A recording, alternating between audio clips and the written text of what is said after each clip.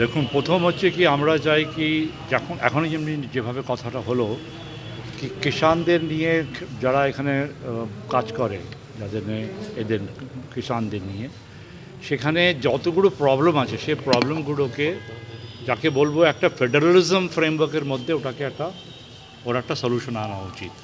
আসলেটা কি হচ্ছে কি আমাদের সেন্টার আর ওয়েস্ট বেঙ্গলের স্টেট গভর্নমেন্টের যে ঝগড়াটা চলছে সেই ঝগড়াটা রাজনৈতিক রূপে যেভাবে কেন হোক না কেন একটা মেকানিজম তৈরি করা দরকার যেটা নিয়ে অ্যাকচুয়ালি এই প্রবলেমগুলোকে সলভ করা যাক। আমাদের এখানে দাবি হচ্ছে কি বোথ সেন্ট্রাল গভর্নমেন্ট আর স্টেট গভর্নমেন্ট কোনো রকমে যেন কোনো একটা কিছু তৈরি করে, কোনো মেকানিজম কমিটি তৈরি করে, কোঅর্ডিনেশন কমিটি তৈরি করে, যেটা বায়োল্যাটারাল হোক, যেটা সেন্ট্রাল গভর্নমেন্ট অ্যান্ড স্টেট গভর্নমেন্টের সাথে দুজনের থেকে অফিসার্সরা থাকুক, মন্ত্রিমণ্ডলরা থাকুক, যেটা নিয়ে এই যে প্রবলেমগুলো আসছে সে প্রবলেমগুলো যেন সলভ হয়। কারণ কি আজকে কী হচ্ছে কি যারা যারা কিষান তারা কিন্তু সব কিছু যেমনি এখন বলা হলো সেরকমের প্রশ্নগুলোকে যেগুলো প্রবলেম সেগুলোকে সলভ হচ্ছে না। এখানে আমরা জানি কি নারেগার পয়সা দেওয়া হয়নি, এখানে আমরা জানি কি রাইট টু ফুডের মধ্যে যারা আছে তাদেরকে সেরকমের যেন যারা যেরকম পাওয়া উচিত সেন্টার থেকে সেটা পাওয়া হয়নি। এখন এই যে এই যে এখানে যে ঝগড়াটা চলছে এই ঝগড়াটা কোনো রকমে মেটানো উচিত। এটার জন্য যে কোনো মেকানিজম, হয়তো স্টেট গভর্নমেন্ট একটা প্রপোজাল দিক, এটা সেন্ট্রাল গভর্নমেন্ট একটা প্রপোজাল, কিন্তু আমাদের কথা হচ্ছে কি there should be a coordinated mechanism যেটা নিয়ে এটা সলভ হওয়া উচিত। That is the first point. আপনারা সরকারের কাছে কি আবেদন রাখছেন, সেন্ট্রাল বা রাজ্য সরকারের কাছে? আমরা দুজনের কাছে রাখবো কি আপনারা একটা মেকানিজম করুন, আপনারা কোঅপারেটিভ ফেডারালিজমের কথা বলেন, কিন্তু কোঅপারেটিভ ফেডারালিজমের ব্যাপারটি যখন একটা কনফ্লিক্ট হয় সেই কনফ্লিক্টটা কীভাবে সলিউশন হওয়া উচিত এটা আমাদের এই সিস্টেমের মধ্যে আসা উচিত। আপনার নাম ডিজিগনেশন? অসীম রায়, আমি হিন্দ মজদুর কিষান পঞ্চায়েতের জেনারেল সেক্রেটারি। ন্যাশনাল দেখুন, আমাদের ন্যাশনাল প্রেসিডেন্ট এল কালাপ্পাজি, হিন্দ মজদুর কিষান পঞ্চায়েত জেনারেল সেক্রেটারি অসীম রায়জি এবং আমার বাদিকেই আছেন আমার আদরণীয় নেতা প্রফুল্ল মাত্রেজি, এই ন্যাশনাল সেক্রেটারি, আরও অতিথি শিবশঙ্কর সাহা মহাশয় আছেন, শামসুজ্জামান সাহেব আছেন।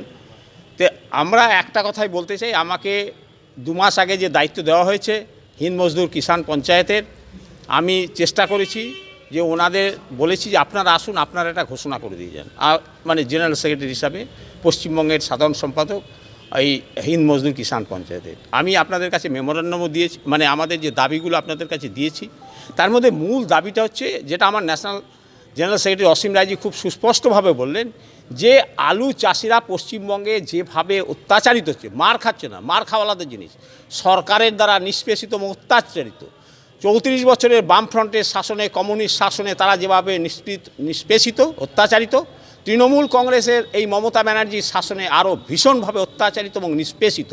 কারণ হচ্ছে আলু আমি উৎপাদন করব, আমার আলুকে ভারতবর্ষের কোথায় যেতে দেওয়া হবে না, পশ্চিমবঙ্গের বর্ডার সিল করে দেওয়া হবে। এটা কোন দেশি আইন? কারণ হচ্ছে আইন এটা ইংরেজদের তৈরি করা আইন। আজকের সেই আইনের বলে মমতা ব্যানার্জি কৃষকদের উপরে এই অত্যাচার চালাচ্ছেন। আপনারা বলুন তো, আপনাদের কাছে নিবেদন, প্রেস বন্ধুদের কাছে নিবেদন, যে যার 1.5 লাখ টাকা করে স্যালারি আছে মাসে, যার 1 লাখ টাকা করে স্যালারি আছে মাসে, যার 50,000 40,000 টাকা করে স্যালারি আছে, ন্যূনতম সকলে তো 35,000 টাকাও স্যালারি পান, সেই সব মানুষকে কি 20 টাকা কেজি করে আলু চাষি কী করে খাওয়াবে? যার যেখানে প্রোডাকশন কস্ট, যেখানে 2 বছর আগে একটা এনপিকে সার 1 বস্তার দাম ছিল 1100-1200 টাকা, সেটা 2000 টাকার কাছাকাছি চলে গেছে।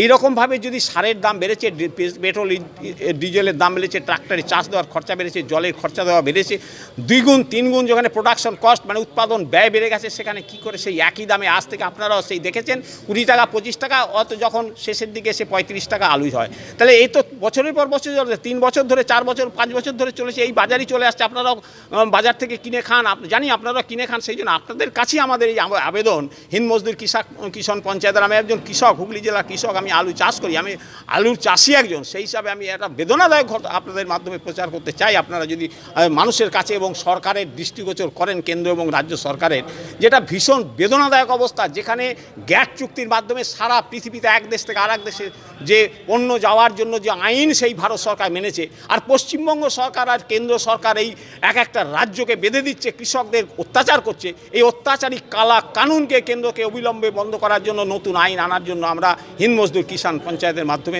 দাবি করছি। তার সঙ্গে যদি 100 দিনের কাজ এখানে বন্ধ হয়ে গেছে, এই 100 দিনের কাজ যাতে কৃষক তার নিজের জমিতে কাজ করতে পারে।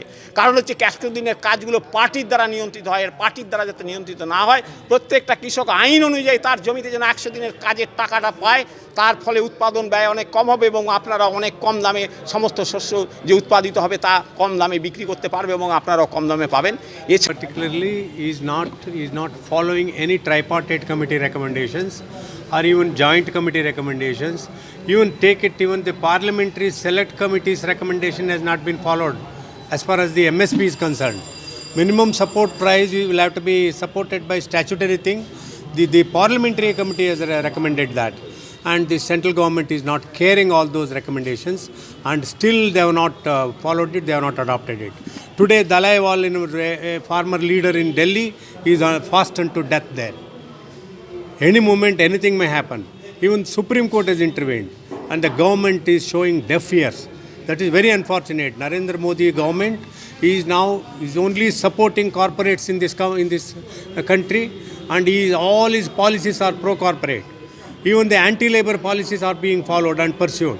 Take for example 4 courts. 29 labor enactments have been constituted into 4 courts. Unfortunately, the central trade unions, including in Mazdoor Kisan Panchayat, pressurizing the central government to scrap all those things because they have passed the bill in the year 2020. But so far they have not been able to frame the rules. Why? Because all the central trade unions have opposed it. And even today, this year, they are planning to implement all those codes. But they are totally anti-labor. And we have decided to protest against the central government, all the central trade unions throughout the country. We are already planning a massive demonstration throughout the country. Imagine one day if the industry is down, 45,000 crores government is going to lose. That much loss is going to happen if the industry is closed down for one day. For one day, imagine. And the central government is not bothered about that. There's only all this. See, the federal government, and then they should have faith in democracy. They should listen to people when they are for the people. They should